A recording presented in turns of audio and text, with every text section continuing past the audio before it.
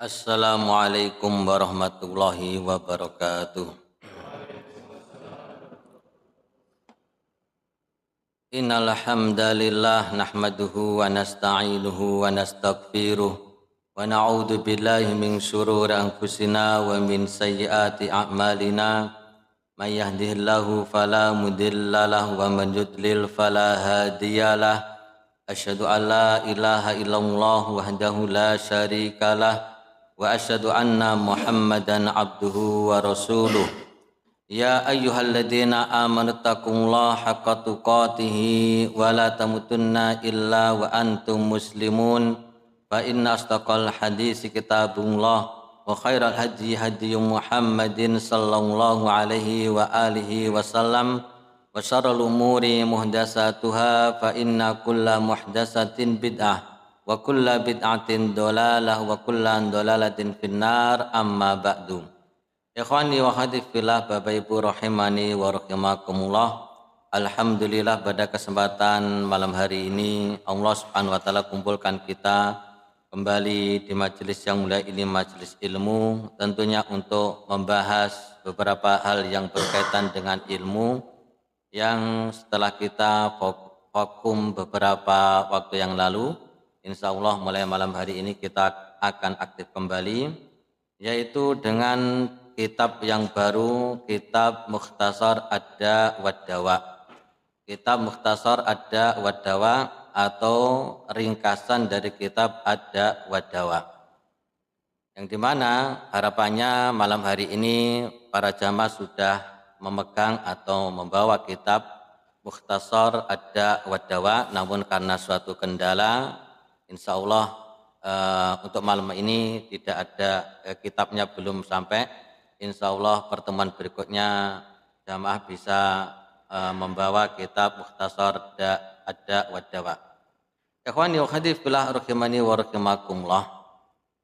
Kitab Mukhtasar itu artinya adalah ringkasan dari kitab Ad-Da' wad-Dawa. Kitab Ad-Da' wad-Dawa adalah kitab karya Al-Imam Ibnu Qayyim rahimahullah ta'ala, atau disebut dengan Ibnu Qayyim Al-Jauziyah. Jadi kalau tidak ada Al-Jauziyahnya itu nyebutnya Ibnul Qayyim, pakai alif lam, Ibnul Qayyim. Tetapi kalau tidak ada alif lamnya berarti Ibnu Qayyim Al-Jauziyah. Ibnu Qayyim Al-Jauziyah. Kitab asli dari kitab Ad-Da' wad-Dawa ini adalah kitab yang tebal. Yang Arabnya saja, yang berbahasa Arab itu sekitar 200 halaman, 200 lebih halaman. Kalau diterjemahkan itu sekitar 300 atau 400 halaman. Tentunya itu adalah perkara yang besar atau berat apabila kita kaji dari kitab aslinya, kitab Ad-Da' wad-Dawa. Maka alhamdulillah sudah ada ringkasannya, sudah ada mukhtasornya, yaitu mukhtasar kitab Ad-Da' wad-Dawa yang diringkas atau diintisarikan oleh Asy-Syaikh Dr. Ahmad bin Utsman Al-Maizat. Ini adalah ringkasannya. Jadi yang kita bahas nanti adalah ringkasannya.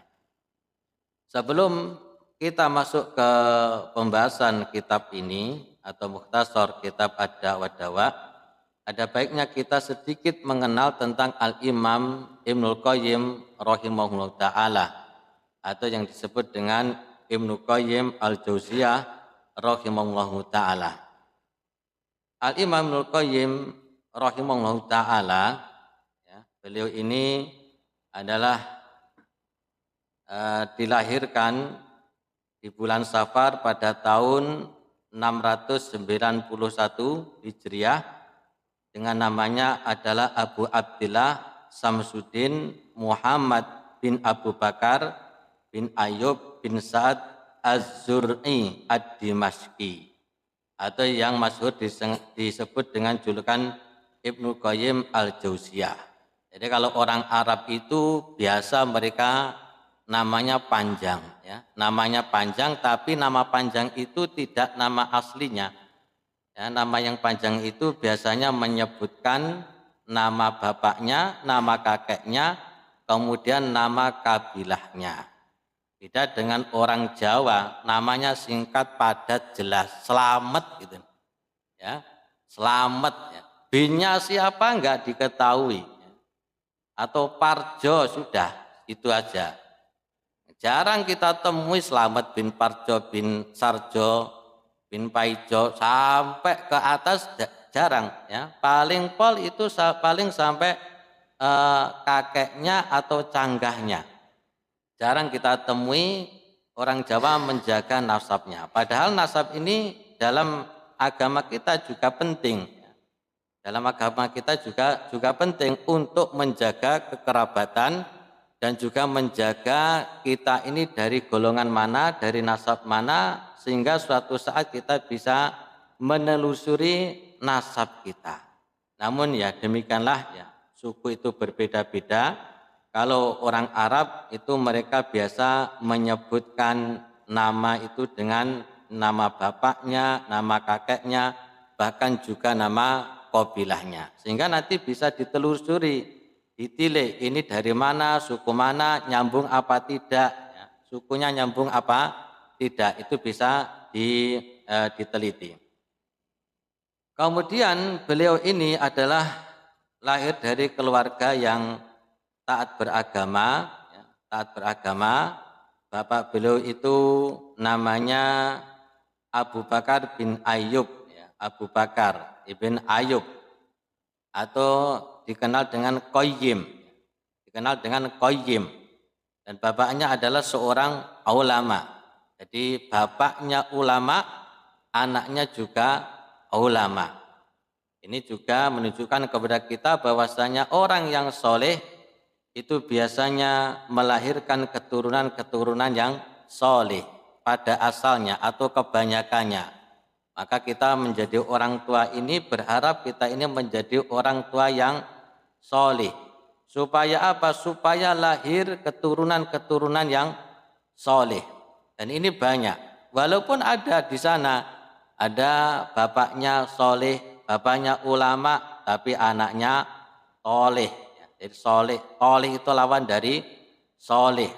Ada, bahkan ada nabi, ya, nabi yang soleh, nabi yang termasuk ulul azmi, seorang nabi yang luar biasa, disebutkan oleh Allah Subhanahu wa taala di dalam Al-Qur'an dan termasuk ulul azmi, tetapi anaknya anak yang tidak taat, anak yang tidak nurut kepada syariat Allah Subhanahu wa taala.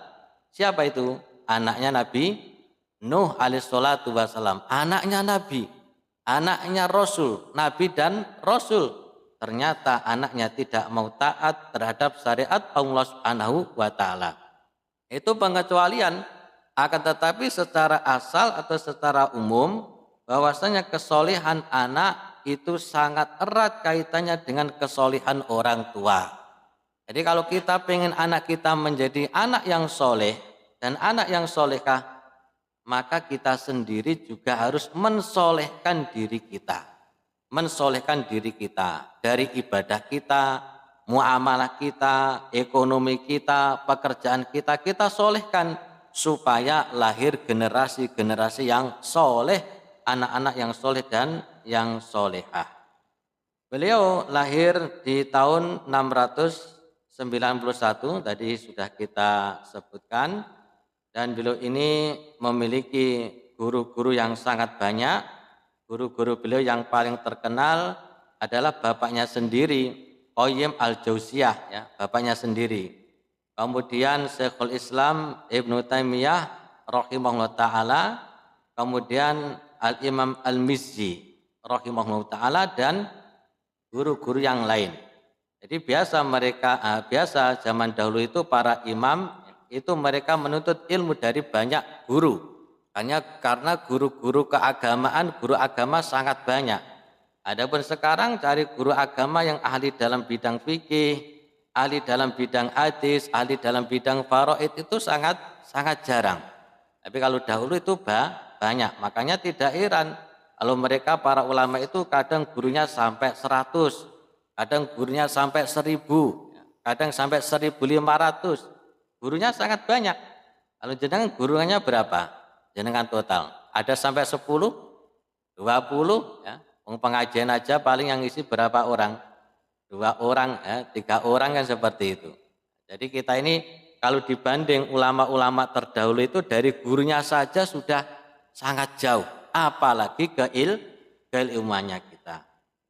Kemudian juga belum memiliki murid-murid yang sangat terkenal seperti Al-Imam Ibnu Katsir, punya karangan atau punya kitab yang sangat monumental, yang sangat bermanfaat, yang sangat memiliki faedah yang sangat besar, dikaji oleh banyak golongan dalam tubuh kaum muslimin, yaitu kitab Tafsir Ibnu Katsir. Tafsir Ibnu Katsir itu dikaji di mana-mana. Ya, kelompok mana saja selama dia itu kelompok dari kalangan kaum muslimin, insya Allah mengkaji kitab yang namanya kitab Tafsir Al-Imam Ibnu Katsir. Kemudian juga melahirkan ulama atau murid, diantaranya Al-Imam Ad-Dahabi. Ya, Imam Ad-Dahabi ini juga punya kitab yang sangat banyak, ya, sangat besar. Kemudian juga Al-Imam Ibnu Abdul Bar dan imam-imam yang lainnya.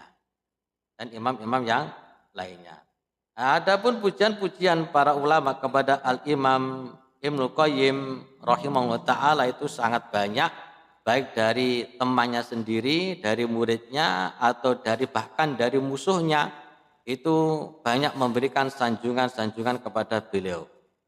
Dan juga beliau memiliki karya ilmiah yang sangat banyak. Selain kitab Ad-Da'wah Dawa, di sana ada kitab-kitab yang lain, seperti misalnya Ijtima'ul Juyus Al-Islamiyah Al-Ghosbi Al-Mu'attilah wal Jahmiyah.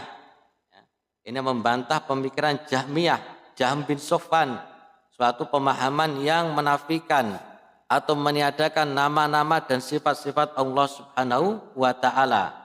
Ada juga kitab yang sangat tebal yang berkaitan dengan fikih dan yang semisalnya seperti kitab Zadul Ma'ad.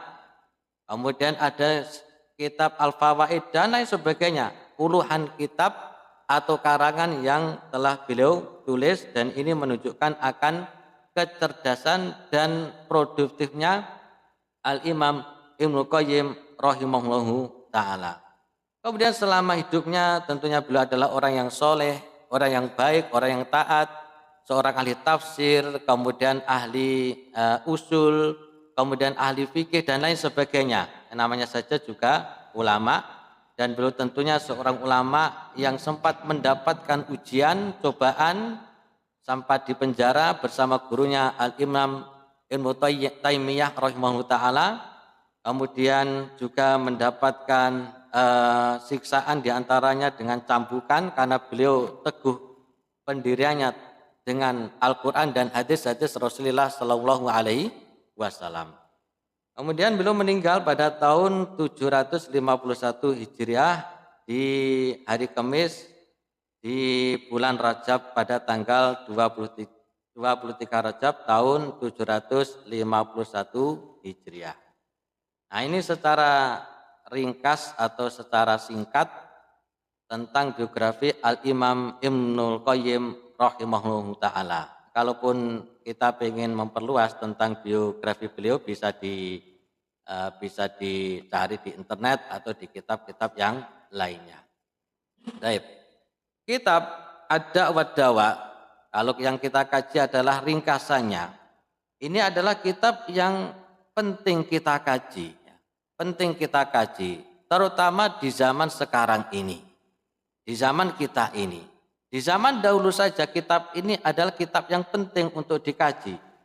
Apalagi di zaman sekarang, di mana tersebarnya atau merebaknya berbagai macam perbuatan dosa, berbagai macam perbuatan maksiat di mana-mana, baik yang nyata ataupun yang tidak nyata, baik yang nampak ataupun yang tidak nampak. Ya, maka penting bagi kita untuk mengkaji kitab ini. Dan kedepannya kita harapkan diikuti dengan baik, supaya apa? Supaya kita bisa mengambil faidah atau pelajaran dari kitab yang baik ini. Nah, kitab ini sebenarnya adalah merupakan jawaban dari sebuah pertanyaan. Jadi ditanya satu pertanyaan, jawabannya satu kitab. Ya. Satu pertanyaan, jawabannya satu kitab. Dan kitabnya tidak cuma satu halaman, dua halaman, puluhan halaman, tidak, tetapi ratusan halaman. Ya. Ratusan halaman.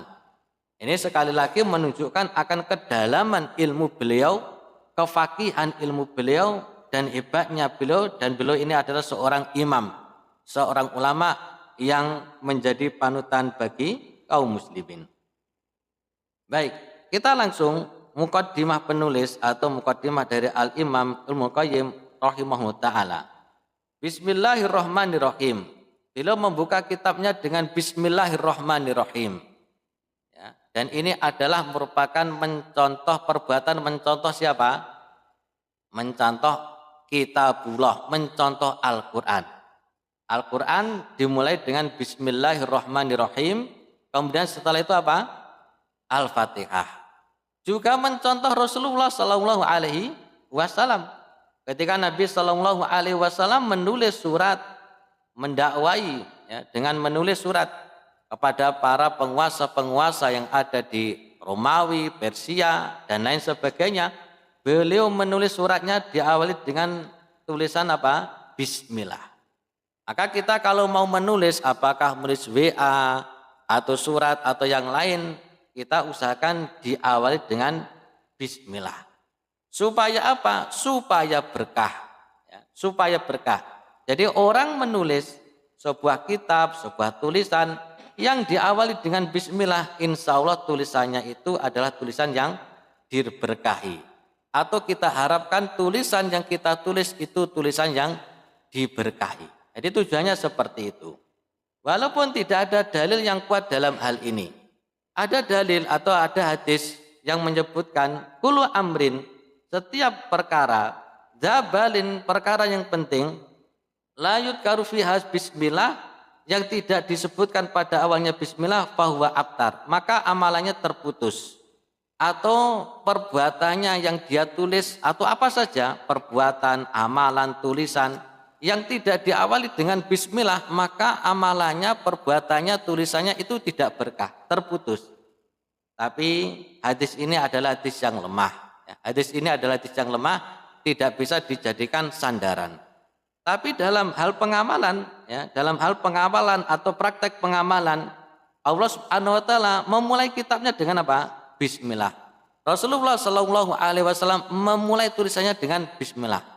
Maka demikian pula kita kaum muslimin, kalau kita mau nulis kitab atau menulis tulisan, yang tulisan itu isinya baik, yang kitab itu isinya baik, yang karangan itu isinya baik, yang pesan-pesan itu isinya adalah isi yang baik, isi yang ma'ruf, maka hendaknya kita mulai dengan Bismillah.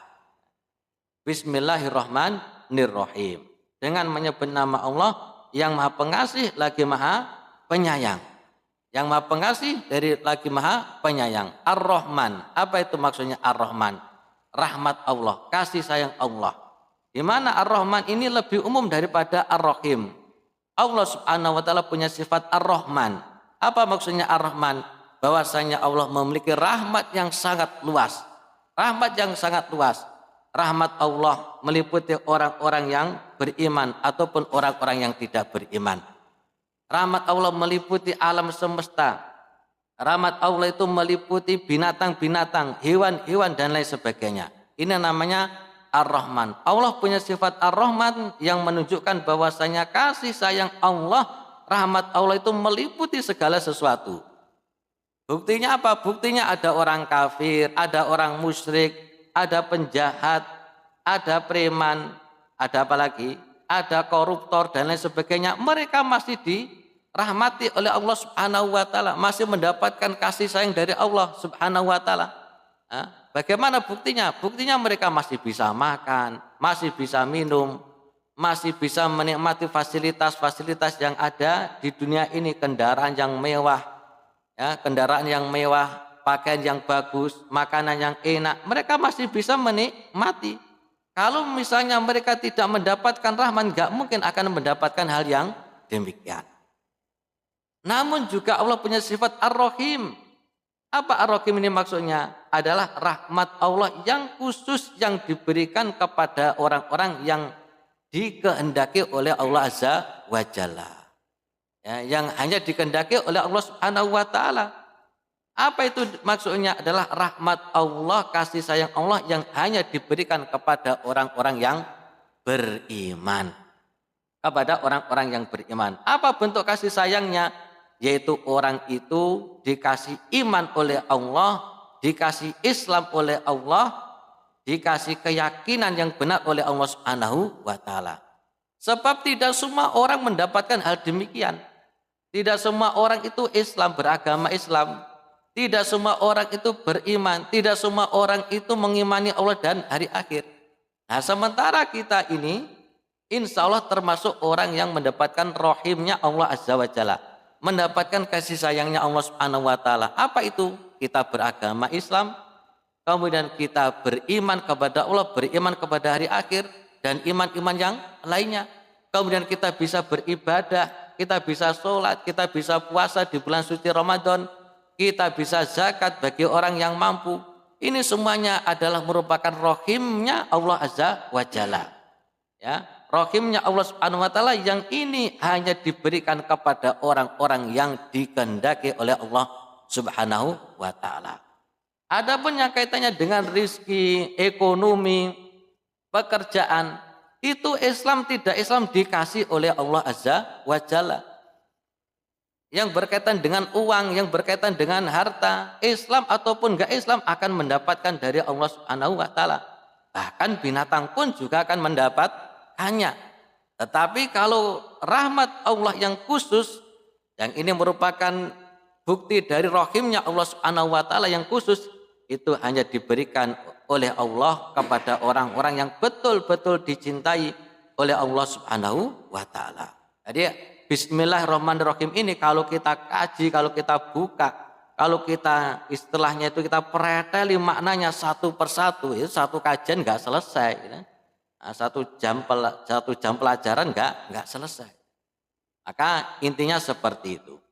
Bismillahirrahmanirrahim. Syekh Imam Abu Abdillah Muhammad atau putra dari Syekh yang soleh, ya, jadi Al-Imam Ibnu Qayyim ini adalah orang yang soleh, lahir dari bapak yang soleh. Taqiyuddin Abu Muhammad Abu Bakar yang dikenal dengan Ibnu Qayyim Al-Jauziyah. Al-Jauziyah itu nama sebuah tempat atau sebuah madrasah di Jauziyah.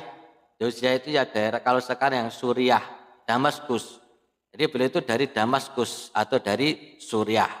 Yang sekarang negaranya baru membangun negaranya, ya baru membangun negaranya yang beberapa tahun yang lalu ya sempat dihancurkan, diluluh lantakkan oleh orang-orang Syiah ya, yang dipimpin oleh Bashar al-Assad, ya, Syiah Nusairiyah yang membunuh, menghancurkan kaum muslimin ya, puluhan tahun, sekitar 11 tahun atau 10 tahun, 10 atau 11 tahun. Hancur negaranya, alhamdulillah tahun kemarin mereka bisa bangkit mengalahkan pasukan atau kelompok Syiah Nusairiyah dan sekarang bangkit lagi untuk membangun negaranya. Jadi beliau dari situ, dari Damaskus atau dari Suriah. Nah, beliau ditanya, apa yang dikatakan oleh para ulama yang mulia? Atau wahai Syekh, apa yang dikatakan oleh para ulama yang mulia? Yaitu para imam agama yang semoga Allah meridhoi mereka semuanya tentang seseorang atau seorang laki-laki yang mendapatkan sebuah ujian. Ujian ini didapatkan oleh siapa? Oleh siapa ujian ini? Oleh semua manusia. Siapa di sini yang nggak pernah dapat ujian? Mulai dari lahir ceprot sampai sekarang ini enak terus ada? Tidak ada, makanya tidak ada lahir dimanja, ya, kecil dimanja, kemudian muda foya-foya, tua kaya raya, mati masuk surga. Pertanyaannya surganya siapa? Dan ini surga ini dewi silahkan, monggo. Tapi kan nggak ada, surga hanya milik Allah Subhanahu wa taala. Oleh sebab itu manusia itu mesti mendapatkan ujian. Wa nabluukum bisyarri wal khair. Kami akan uji kalian dengan kebaikan ataupun keburukan. Jadi kebaikan itu juga ujian, keburukan juga ujian. Maka jangan disalahpahami kalau ujian itu hanya yang buruk-buruk saja. Fakir, miskin, kere, direndahkan masyarakat, direndahkan orang lain. Tidak hanya itu saja. Yang namanya ujian itu juga kekayaan, harta, kelapangan rezeki, jabatan, dan lain sebagainya. Itu juga merupakan ujian. Mendapatkan sebuah ujian dan dia mengetahui bahwa bila ujian tersebut terus-menerus membackup-nya atau membackup-nya itu, niscaya ia bisa merusak dunia dan akhiratnya. Jadi kalau dia tuh mendapatkan ujian terus-menerus, kemudian tidak tahu solusinya keluar dari ujian, apa dampaknya? Akan mendapatkan bahaya dunia dan akhirat. Ya, akhirat, dunia dan akhiratnya. Dan mau tidak mau kita akan diuji oleh Allah Subhanahu wa taala. Alladzi khalaqal mauta wal hayata liyabluwakum ayyukum ahsanu amala. Dialah Allah Subhanahu wa taala yang menciptakan kehidupan, liyabluwakum, kehidupan dan kematian, liyabluwakum ayyukum ahsanu amala, untuk menguji siapa yang paling bagus amalannya. Diuji, ya, diuji kita ini setiap saat, setiap waktu diuji oleh Allah Subhanahu wa taala. Nah, ujian-ujian itu kalau tidak tahu solusinya, jalan keluarnya, maka tidak heran, tidak mustahil akhirnya rusak agamanya, rusak dunianya, terlebih akan rusak akhiratnya. Orang tidak kuat diuji dengan harta, dunia, kekayaan, wanita. Apa yang terjadi? Apa yang terjadi? Rusak dunianya, rusak akhiratnya. Orang yang diuji dengan kefakiran, kemiskinan, kekurangan harta, tidak kuat, akan rusak dunianya dan rusak akhiratnya. Maka kitab ini memberikan solusi atau memberikan cara, solusi keluar dari ujian-ujian tersebut. Dia sudah berusaha menepisnya dari dirinya dengan berbagai cara. Ada orang yang diuji itu berusaha untuk keluar dari ujian tersebut, untuk keluar dari cobaan tersebut, tapi tidak bisa, tidak mampu. Namun ia semakin bertambah berat dan parah. Semakin berat ujiannya, semakin berat ujiannya. Hari ini mungkin dia ditinggal anaknya meninggal dunia. Besok ganti suaminya meninggal dunia. Besok ganti bapaknya meninggal dunia. Terus ujian bertubi-tubi, bertambah. Hari demi hari semakin berat, semakin berat. Kan ada orang yang seperti itu. Dari kecil lahir dari keluarga yang tidak punya, dari keluarga miskin. Kemudian ketika dewasa, ketika remaja cari pekerjaan, nggak dapat pekerjaan. Ketika mau menikah cari yang sesuai, yang sekufu dengannya, sulit sekali. Kemudian ketika sudah menikah tidak dikaruniai anak, atau kemudian setelah itu dikaruniai anak, qadarullah anaknya anak yang nakal, anak yang tidak taat dan lain sebagainya.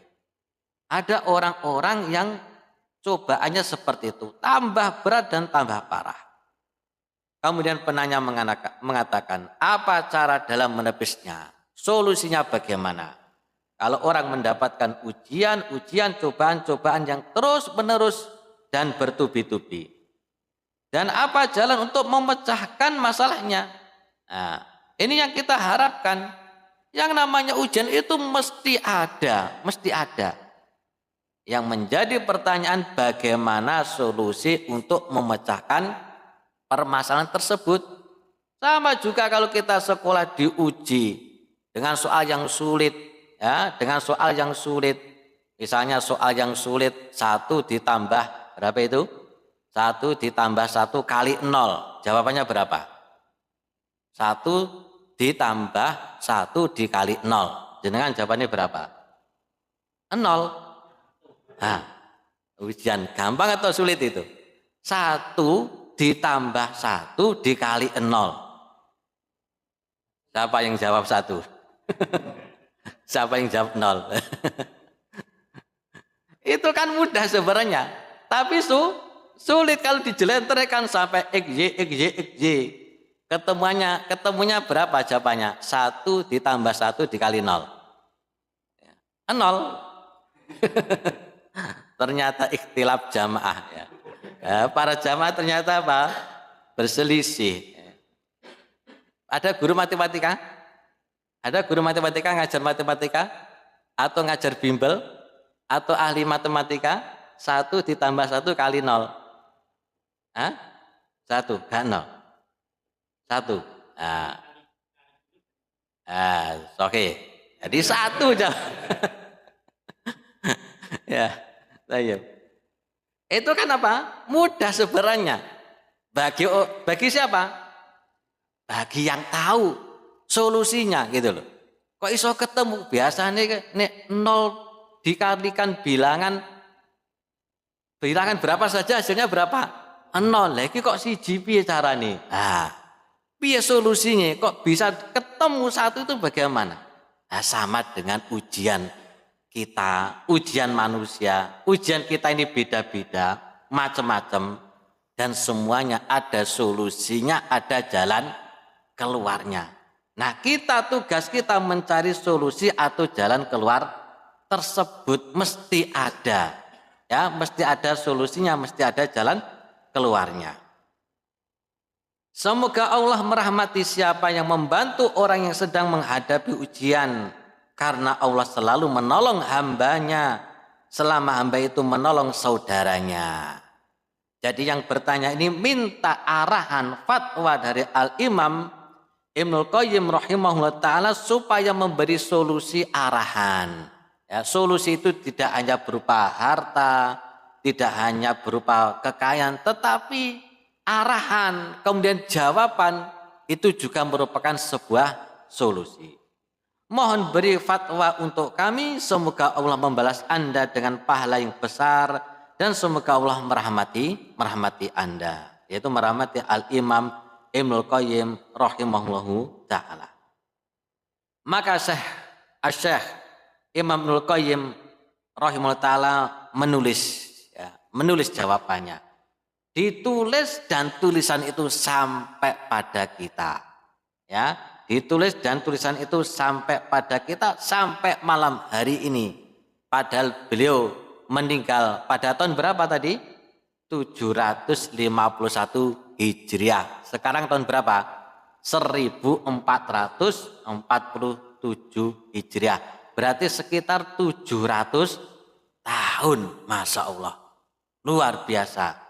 Seolah-olah Ibnul Qayyim itu masih hidup bersama kita, menjawab pertanyaan kita 700 tahun yang lalu. Nah, ini tentunya kalau tidak dirahmati oleh Allah, kemudian beliau tidak, kalau bukan karena keikhlasan beliau dalam menulis, memberikan jawaban, tidak akan sampai jawaban itu pada kita. Tidak mungkin kitabnya kita kaji, tidak mungkin karangan beliau bisa kita nikmati kalau beliau tidak ikhlas karena Allah Subhanahu wa taala. Maka ini juga mengingatkan kepada kita bahwasanya salah satu amalan itu, ya, amalan itu diberkahi oleh Allah, manfaat, jariyahnya manfaat, kita harus ikhlas, ya. Kita harus ikhlas.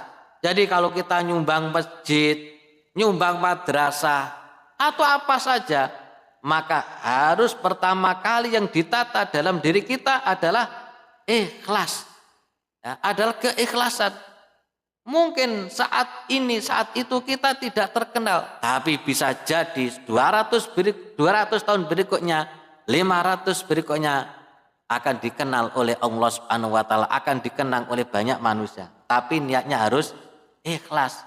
Kalau tidak ikhlas, ya, maka tidak apa? Tidak akan dikenang oleh Allah, tidak akan dikenang oleh manusia. Tapi ini berat, ya, harus ikhlas. Dan manusia itu, kebanyakan manusia ketika beramal rata-rata pengen dipuji, pengen disanjung, apapun amalannya. Apakah dia nyumbang, apakah dia menulis, apakah dia ceramah dan lain sebagainya. Kebanyakan kita kalau tidak menata hati kita itu rata-rata pengen disanjung, pengen dipuji. Maka sekali lagi di sini mengingatkan saya sendiri dan antum semuanya, untuk dalam hal apa saja, amal soleh apa saja, hendaknya kita ikhlaskan karena Allah Subhanahu wa Ta'ala. Kemudian belum menulis jawabannya, ya, menulis jawabannya, karena dengan tulisan itu akan lebih kekal, lebih langgeng, lebih abadi. Alhamdulillah, segala puji bagi Allah, amma ba'du.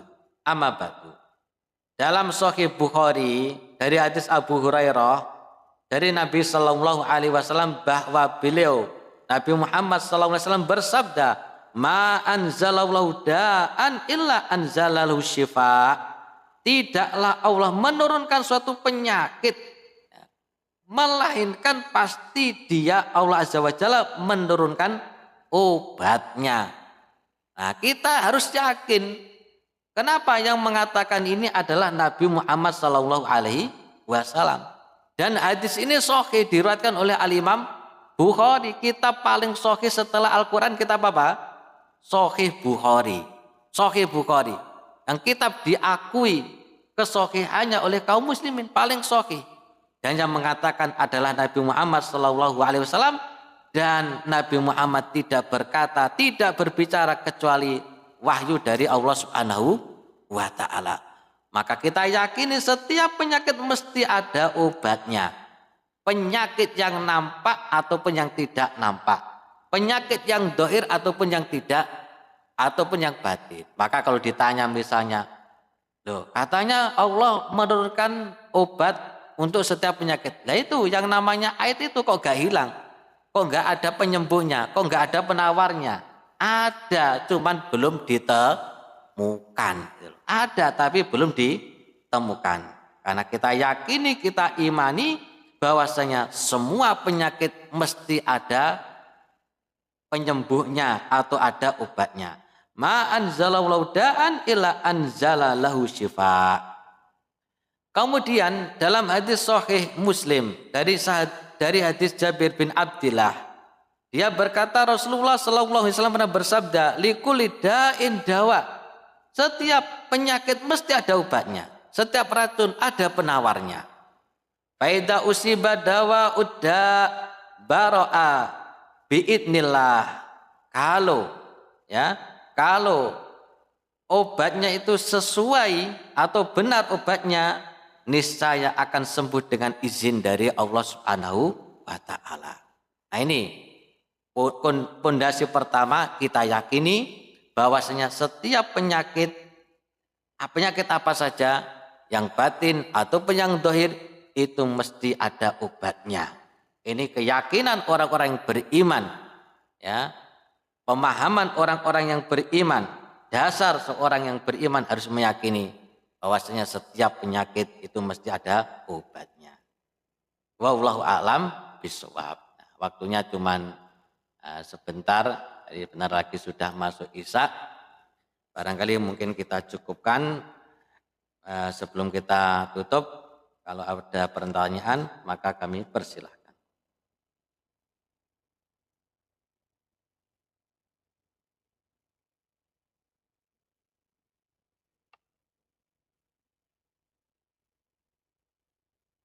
Tidak ada? Baik, kalau tidak ada, jam berapa Isyanya? Sudah masuk? 1 menit lagi? Oh ya sudah. Ya, ada yang tanya? Cukup? Baik, demikian mungkin apa yang dapat kita bahas di kesempatan malam hari ini. Semoga ada faedah dan manfaatnya. Ada kurang lebihnya maaf. Subhanakallahumma wa bihamdika asyhadu an la ilaha illa anta astaghfiruka wa atubu ilaik. Assalamualaikum warahmatullahi wabarakatuh.